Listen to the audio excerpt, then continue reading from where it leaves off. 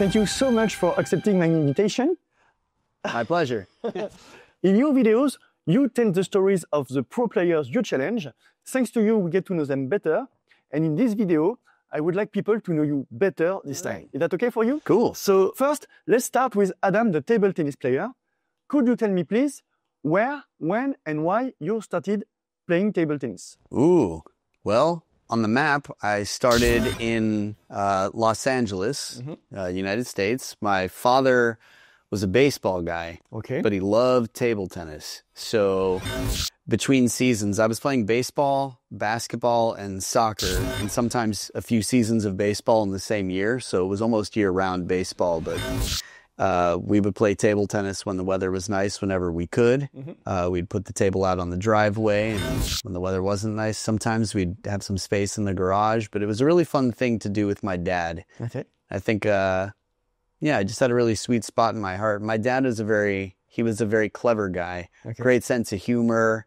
Yeah, and he passed it to you. Yeah, all of us. My sister's hilarious. My brother's hilarious. I think they have an incredible sense of humor. And yeah, he definitely made it a big part of our family. But he played that way too. He used to cut the handles off his racket and sort of like a pen holder, except he would hold it with his elbow up like a hangman. Very unusual style. And he would play like traditional pen holds. And he would lob the ball and just say, slam it, and let us hit it harder and harder. And then eventually he'd hit side spin and the ball would jump and we would miss it. So I sort of developed a love for lobbing. I just extended rallies are fun for me. Side spin I think is beautiful. Creativity, I don't know. I think, yeah, I love curves. But let's see. Table tennis wise, side spin, I'm a big fan of. But yeah, that's how I got started playing for fun. And when I was, I think 13 years old, I started playing around 7. When I was 13, I was playing with recreational equipment on the driveway. That's all we had. And my dad had professional equipment, but we just played with the stuff where you couldn't spin the ball. And I was playing with a tennis ball, and my dad was like, Adam, don't do that. You're going to break the paddles. And I said, yeah, right, Dad, watch this, and hit it as hard as I could. And it broke the paddle. And I was so embarrassed. I said, I'm sorry, I'll buy a new one, because I knew I was wrong. So I went to the store, bought the most expensive one they had, which was like $15 maybe. And when I brought it to my dad, he said, oh, this is much nicer than the one you broke. You didn't have to do this. And I said, I'm really sorry. I just felt so bad for blatantly disobeying you. And he said, well, how about this? It'll be part of the family collection, but you can have priority. You can use it first. And I said, okay, why is it more expensive? What makes it better? And he showed me how to spin the ball. And then I just wanted to figure that out. And then the next year for my birthday, I got my first professional racket. And it was crazy. It had so much spin. And the ball was like a trampoline every time. It just flew. And it just made me want to learn. Because I don't know, challenges, I love a challenge. And when I lose now, I'll be like, rematch, one more time. Every once in a while, someone will beat me like 8 times in a row, and I'm like, okay, it's not going to happen. But until then, I just want to solve the puzzle. And that's how it felt with spin, and I've been playing ever since. Great memories. Thank you. Yeah. You became a competitor. What is your best ranking in the US? My best ranking in the U.S., it's a great question. I didn't really keep track. I mean, I could guess. We have a rating system, so I know what my rating was, my best rating, my world ranking. I found out by accident doing an interview like this, but for an Indian... media? Yeah, Indian media. They were like, do you ever miss being a pro? And I wrote back, I've never been a pro. And their response was a link. I clicked the link and I found out I had a world ranking, which I think was 1,365 in the world. But that was an accident. I just played competitions, and I guess one of them was professional and counted internationally. Yeah, I don't know. My highest rating in USATT, I think, was 2192.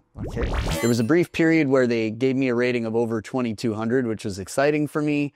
But the next week I checked back and it had dropped. So it must have been an error because I didn't play another tournament at the time.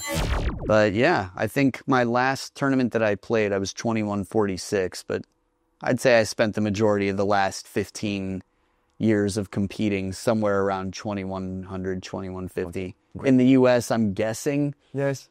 I don't know.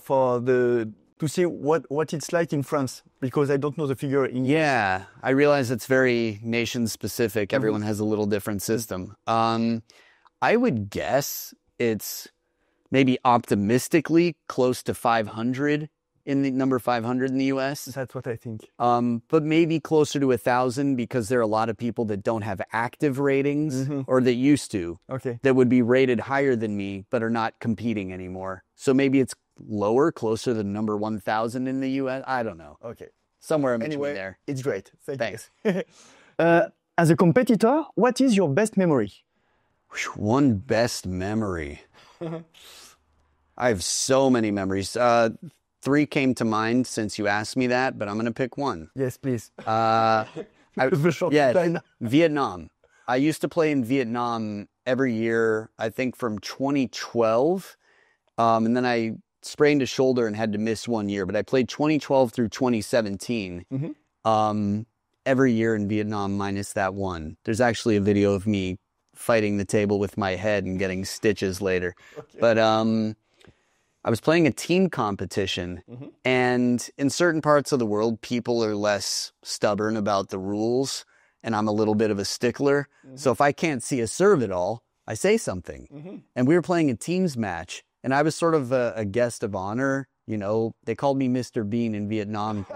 I don't speak a lot of Vietnamese, but I still would communicate with body language and was very expressive and would use my humor to try and make friends. And I made a lot of friends. I loved my time there. You're gifted for that. Oh, I appreciate that. Thanks. Still a lot of work to do, though. Anyway, in this competition, it was a team competition, and I was in the clutch. I was the final player. I think it was a deciding match, and I had complained about not being able to see the serve at all. And they were sort of like, play the game, stop complaining. And it just got me fired up. And I'm a very competitive person. I think it was 10-9, and I had the serve, and I wanted to do a serve that was top and side spin short to the forehand of my opponent. But there was so much pressure, and it was such a high risk finesse serve that I hit my hand. And it worked. It went in. It had no spin. It was an awkward ball. It was a little bit high, but it had nothing. And it won the match. And there's a picture of me, one of my old Facebook profile photos, where I'm doing a jump kick and my foot is way above my head. I am one of the stiffest guys you'll ever see. When you watch me play, I stand up way too straight. When I tried yoga class, all the 70-year-old women were way more flexible than me. But I got my foot over my head on adrenaline and nothing more. Okay. It's the Vietnamese flag is in the background. It's in the stadium. The photographer was amazing. But that moment for me is a very memorable one. I want the picture for the video. Sure. Yeah. Thank you. If I forget, remind me. I'll send it to you. I will. Okay. Thank you. So now let's talk about Adam, the YouTuber. You have become one of the most famous table tennis content creators in the world, along with Pongfinity. When and why did you start creating entertaining videos? 2006. In 2006, someone told me about YouTube. 20 years now. Crazy. Yeah. I remember when it came out, it was like, YouTube? And they're like, tube, like a television. YouTube. Like you make your own TV show. And I was like, oh. And they told me how it worked and you could put your own videos up. So I put up comedy sketches. I think my very first video was actually a compilation of table tennis highlights. It's a wonderful video, but we had to change the music because that was before there was a bunch of, I don't know, the rules have changed with time. Yes. But I think I Wanna Rock by Twisted Sister, and it worked so well. And then I think I had to change it to maybe Bodies by Drowning Pool, which is also awesome, but wasn't the choice. Anyway, that's how I got into YouTube. I just thought acting was my career. It's a good platform for me to try and share humor, make people laugh, and just sort of put my work out there, you know? And so I did. And it was a mix of sketch comedy, stand-up comedy, rapping, beatboxing, dancing, just all the stuff that I love. And table tennis was a big part of that. Okay. So even in my, I don't know, my first 10 years of using YouTube, some significant percentage of those videos were table tennis. Okay. But I stopped in 2015. I just had, I don't know, had some bad fortune signing with a company that didn't have my best interests in mind. Okay. And it made it really tough to use YouTube, and it was very upsetting. And I noticed that putting videos up on Facebook took so much less effort. Because to me, putting a video on YouTube, it's like, I want to be proud of it. I want to put time and effort, like a film project or a film. It should have a good beginning, middle, end, and like really should feel like a film. But on Facebook, I could just be like, oh, look, that squirrel's making a funny sound, and then post it, and it could get thousands of views. Okay. And I was like, there's no pressure. Anything goes. And you could argue the same is true with YouTube, but I didn't feel that way. So I stopped. And for 4 years, I don't know, I was living in Taipei, and I had 2 years of just a lot of free time between work. And I thought, you know what? I want to get back into YouTube. So I started again in 2019, and I think I had about 3,000 subscribers at that point that had trickled in from one viral video, and like Gangnam Ping Pong, a Gangnam style ping pong. I don't remember that one. That was the second best one that I had in terms of views. But there were a few videos that got around a little bit, and so yeah, they trickled in 3,000. I worked really hard in 2019 and just said, I'm going to focus and try to be consistent and post a video every week and take pride and get help and do what I can and take it seriously. So that's sort of my YouTube story. I guess I've always loved table tennis, and I've really enjoyed entertaining. It's a good outlet for me to just sort of sink myself into a project, you know? And I like telling people stories. I think that it's important for the sport that we get to know the players, that we know who they are. We get to see what they're like when they're not just fighting and focused. Exactly. So, and I also think it's fun to show people around the world that play not professionally, whether they're little kids in Japan or people on the streets around the world and parks. I don't know. I like people. I'm a people person, and I like playing and entertaining. And so this just seems to combine a lot of my passions. Great. Thank you. If you had to pick one video, the best one, your favorite one, which one would it be? My favorite video. Wow. Or the one you had the best memory shooting? They're two very different things. I would say, well, it's really, really, really, really tough. I know, because you have a lot of good ones. I love most of them because I've been really stubborn about not releasing them until I'm happy with them, which I need to work on. That's why they don't come out every week. That's why they take time. I'm really nitpicky about the details, and I want to be really happy. That's why you have success. Well, thanks. I'm living and learning. We'll see. It's always changing. But yeah, I think the battle to become world champion, the Ma Long story from Durban, is one of my favorite, maybe my favorite as a story. I just think it's an incredibly compelling story. It's a fascinating, unusual scenario. And it, like the hook, watching it just gives me goosebumps every time. And I love that. In terms of the memories and another contender, Adam versus the youngest pros. This is a 3-year-old and a 6-year-old. The 6-year-old at the time is now 12 years old, and I've documented their growing up. In Japan? In Japan. Yes. So Miku Matsushima, Sora's oldest of the 2 younger sisters, who beat Jun Ji-hee when she was 11 years old. I've seen the video, yes. That's the same girl. Okay. I played her when she was 6, and Miku, who has been viewed over 100 million times on just 2 different shorts, I think. I mean, she's spectacular. She's 3 in this video. There's a lot of humor. There are a lot of really charming moments that are just hilarious memories. Like, they welcomed me into their home and fed me, and the kids drew pictures of us as a family, including me, and they let me, I don't know, the parents had me stay, and they're my Japanese family. So it's really cool. I wish I spoke more Japanese, but that's a very sweet memory. Even the last few minutes of it, like walking through Kyoto together and holding Miku's hand to make sure that she didn't get lost as this 3-year-old with glasses walked through this table tennis star at 3. I don't know. Okay, I'll rewatch it.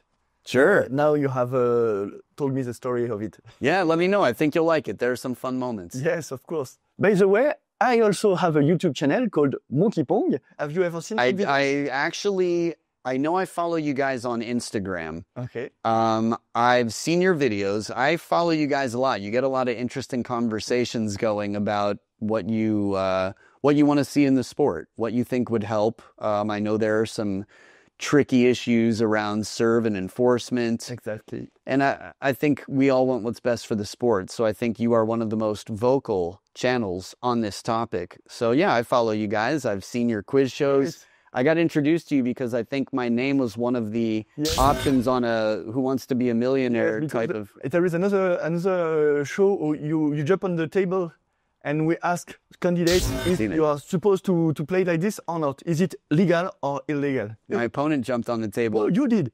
You jump on the table, you play between your legs, you win the... Oh, that one. Yes, you win the one. Yes. And it's legal. Right. Because the table did not move. Exactly.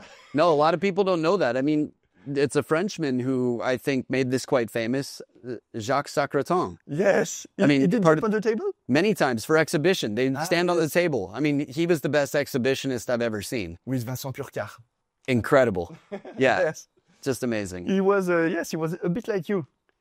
Man, well, I'm very flattered. I think we have similar desires. His level, God, it's so cool to see people who are that good at table tennis, that are some of the best in the world, that still can put on such a good show that would inspire the Jean-Michel Saves and, I don't know, the Waldners and the Persons. And yeah, Christian Carlsen is amazing in exhibitions, but it's just a rare occasion to get to see. Anyway, so yes, I love your channel. Thank you. Great. You're welcome. Good to know you know the channel at least. Sure. Great. No, that's why I responded to you. Okay, thank you. Let's switch to the last part of this interview. Let's talk about Adam, the commentator. You are also known for being a passionate and talented commentator. Could you remind us how you became a commentator? I think there is a story of a contest, right? Yeah. ITTF in 2011 had a competition called The Voice of Table Tennis. That was the first I had ever heard. Okay. I submitted an audition.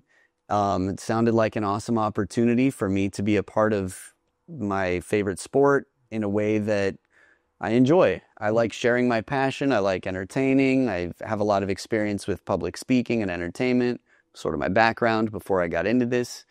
And what is your background? Acting. Acting, okay. Acting, which evolved into acting plus voice acting, which evolved into stand-up comedy. Okay. MCing. I mean, acting is not an easy way to make money. It is, you become a slasher. That's what they call them in Los Angeles. When you hand out your business card, it says actor / voice actor / comedian / MC / babysitter / dog walker / Reiki healer. You'll do anything you can to make enough money to continue pursuing your passions. You have to. So you learn to do stuff to survive. Yeah. Anyway, that's my background, entertainment. So 2011, I submitted my audition, and Seb Holland from Germany and Johnny Cowan from Ireland, who now runs WTT Europe. That's the man thanks to whom I can do this interview. He's wonderful. No, he's a great guy. So those two were the winners. They were the best, and so they were chosen. I was either 3, 4, or 5. I was one of the 5 finalists, but I was not one of the top 2. Okay. And I thought, okay. And I try to ask for feedback. I'm interested in improving. I still have a lot of room for improvement in everything that I do. And I'm very open to change despite being stubborn in many ways. Try to be open-minded and improve. So I submitted the audition again in 2014 when they had this competition again. I figure maybe the commentators weren't available enough or they wanted to try something new. I don't know. But they had the competition again. And it was in Japan. And I was like, I want to go to Japan again. I had been to Japan a few times. And I heard that this was an incredible opportunity to have an all-expenses-paid trip to Japan. And I'd never been to a World Championships. And I was like, I'll get to watch the entire thing and commentate it. That'll be like, what a cool opportunity. So I stayed up all night recording this audition till I think 7 a.m. I wanted to get it just right. And then I sent it off to a friend who I really trust to be honest with me. And I think he's really smart, insightful. And he sent me back an email. He's actually being inducted to the USATT Hall of Fame. Okay. Yeah, David Del Vecchio. Oh, but I know the name. He doesn't call any attention to himself. He probably wouldn't even want to be mentioned, but I'm happy for him because he's the most selfless, amazing guy. Okay. He sent me back an email that had, it basically said, hey, I'm really sorry for the slow reply, which was funny because it was that night or like within 24 hours. And it said, here are just a few quick thoughts.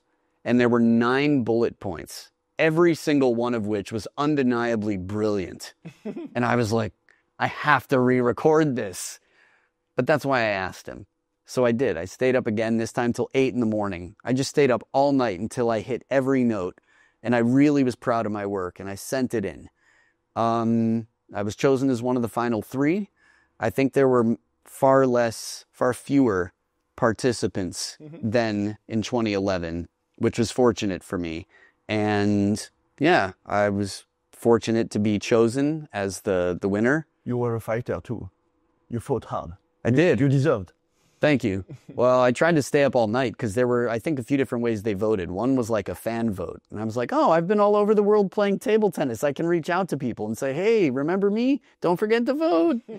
And then also ITTF listened because, of course, you know, if I was really horrible and dangerous for them, but I had a lot of people vote for me, they wouldn't want to throw themselves in that sort of danger. Of course. So it worked out. I won the competition. I went to, I think it was Tokyo. I often get confused with Yokohama. But yeah, 2014, the World Team Championships.